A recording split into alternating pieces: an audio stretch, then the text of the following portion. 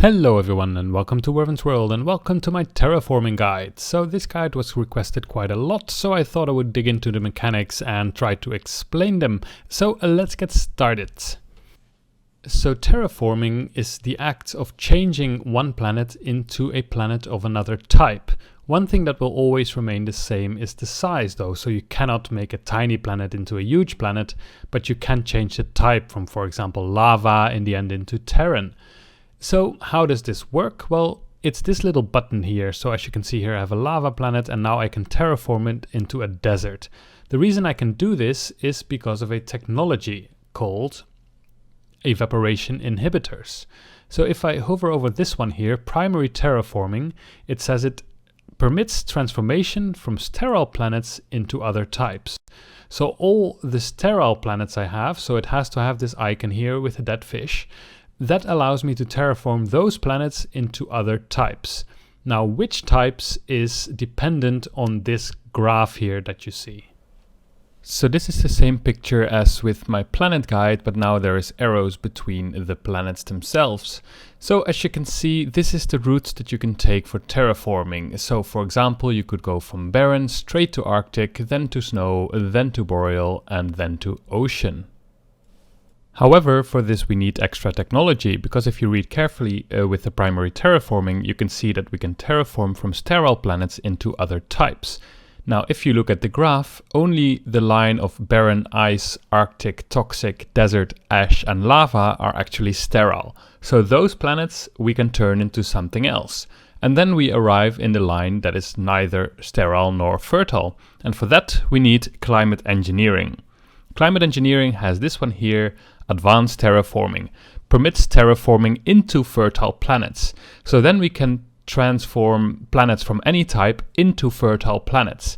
However, we cannot directly change, for example, a barren planet into an ocean planet because we have to adhere to this route that this picture shows. So just to illustrate, as you can see here, I've got a non-fertile or sterile planet, I've got a fertile planet and 3 sterile planets. And at the moment I only have researched this technology here, evaporation inhibitors, so I can only terraform sterile planets into other types. So as you can see here, I have a desert, and according to the map, I should be able to terraform a desert into either a savanna or into an arid planet. So if I click on here, you can see that I can indeed terraform to arid or savanna. Then I have an ash planet that I should be able to terraform into a desert planet, and indeed it terraforms to desert.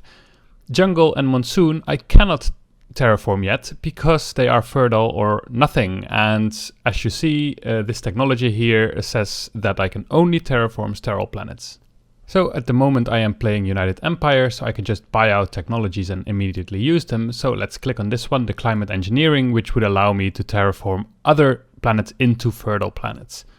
So let's buy it out, and immediately these things here got activated.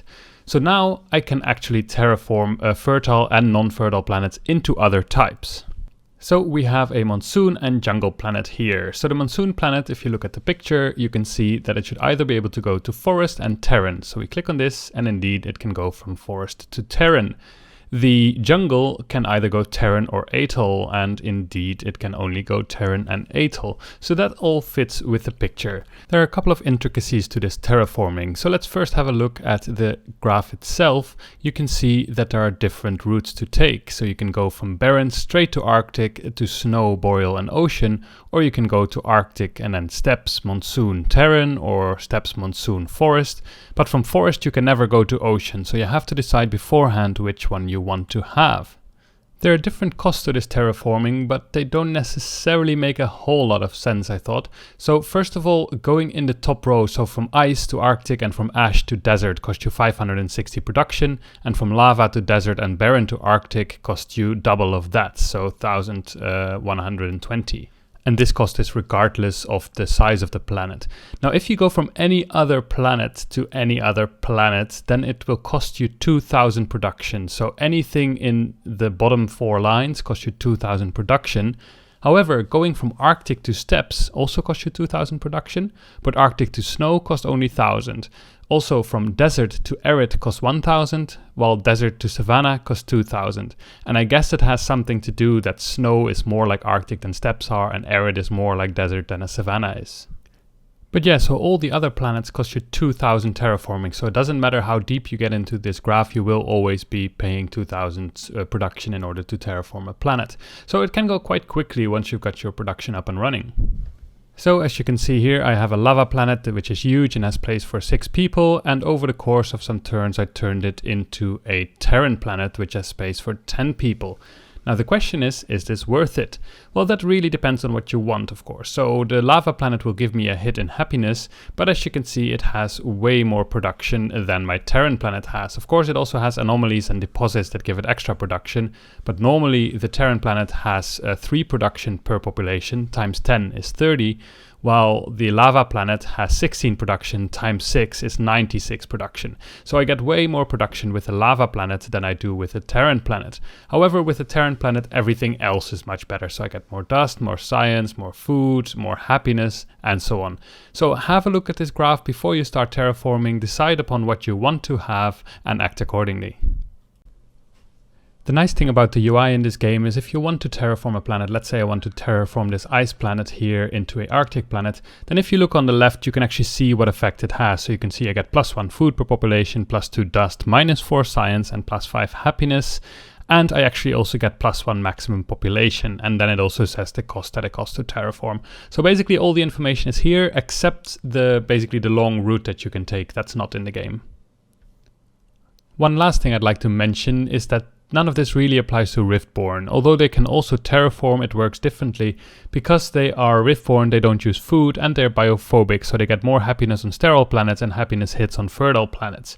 So their technology has been changed. So as you can see here, the first terraforming technology is inverse terraforming, which permits terraformation from fertile planets into other types. And then we can turn those other types into sterile planets. So as you can see, it's kind of inverted over other races. So watch out if you're playing Riftborne, because basically this entire video doesn't completely apply. Alright, that was my guide on terraforming. So unfortunately you can't terraform gas planets yet, but all the other ones you can, and it's a kind of a fun mechanic that has more depth than that immediately meets the eye. So I hope you found the guide useful, and see you next time.